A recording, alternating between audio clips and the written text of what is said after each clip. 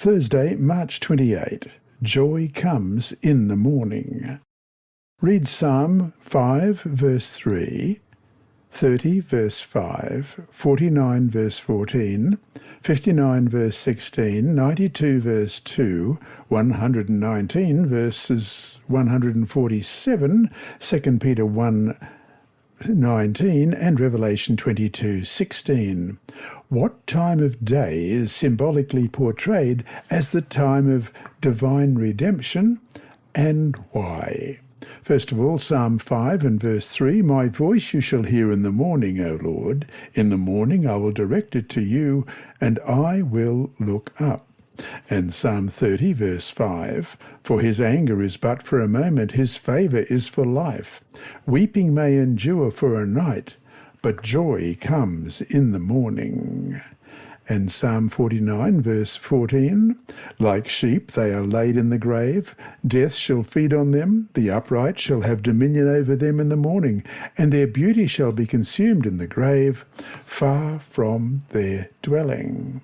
And Psalm 59 verse 16, "I will sing of your power, yes, I will sing aloud of your mercy in the morning, for you have been my defence and refuge in the day of my trouble." And then Psalm 92 verse 2, "To declare your loving kindness in the morning and your faithfulness every night."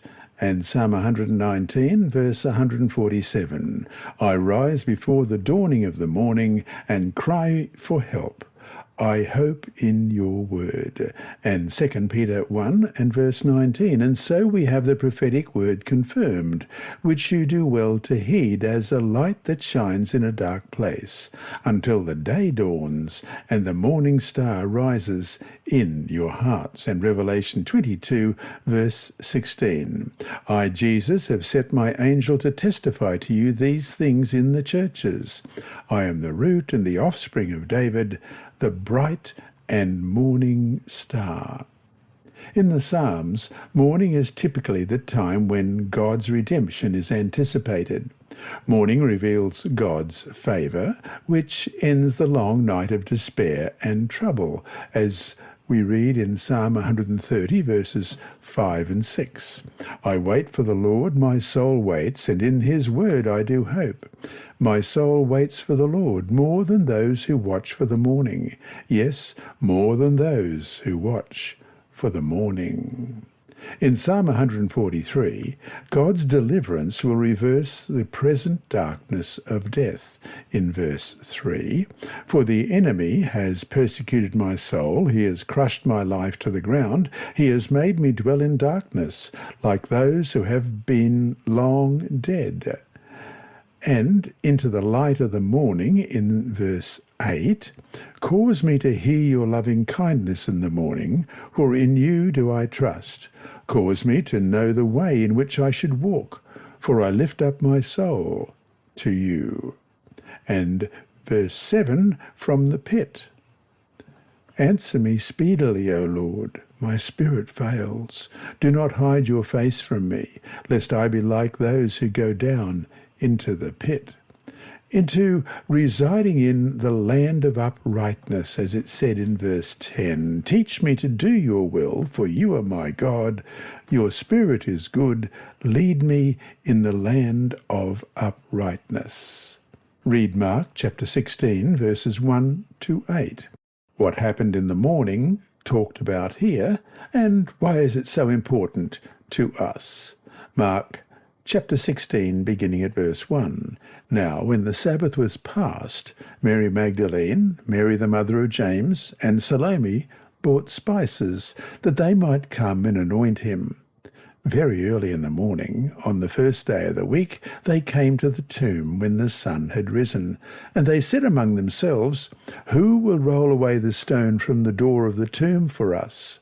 But when they looked up, they saw that the stone had been rolled away, for it was very large.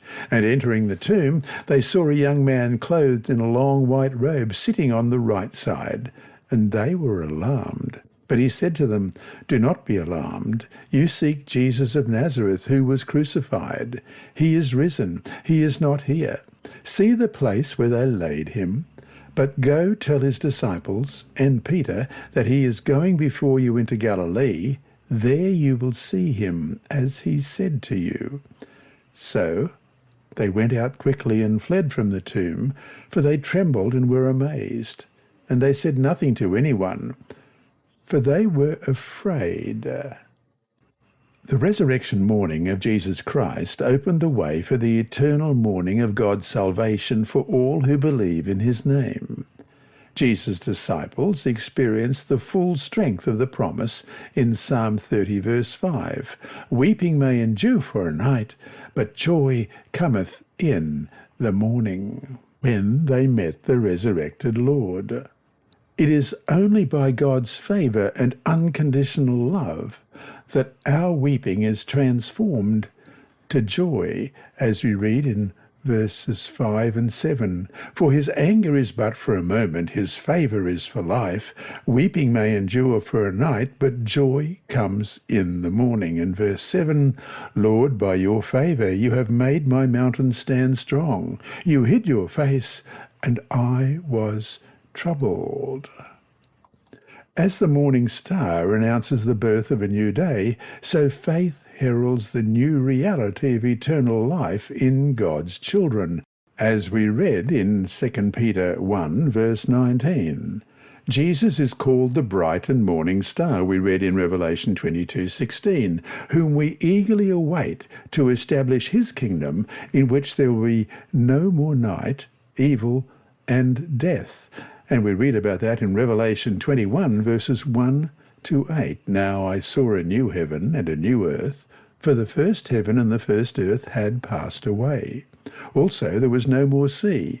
Then I, John, saw the holy city, New Jerusalem, coming down out of heaven from God, prepared as a bride adorned for her husband. And I heard a loud voice from heaven saying, Behold, the tabernacle of God is with men, and he will dwell with them, and they shall be his people. God himself will be with them and be their God, and God will wipe away every tear from their eyes. There shall be no more death, nor sorrow, nor crying. There shall be no more pain, for the former things have passed away. Then he who sat on the throne said, Behold, I make all things new. And he said to me, Write, for these words are true and faithful. And he said to me, It is done. I am the Alpha and the Omega, the beginning and the end. I will give of the fountain of the water of life freely to him who thirsts. He who overcomes shall inherit all things, and I will be his God, and he shall be my son. But the cowardly, unbelieving, abominable, murderers, sexually immoral, sorcerers, idolaters, and all liars shall have their part in the lake which burns with fire and brimstone, which is the second death." And then verse 25, "Its gate shall not be shut at all by day.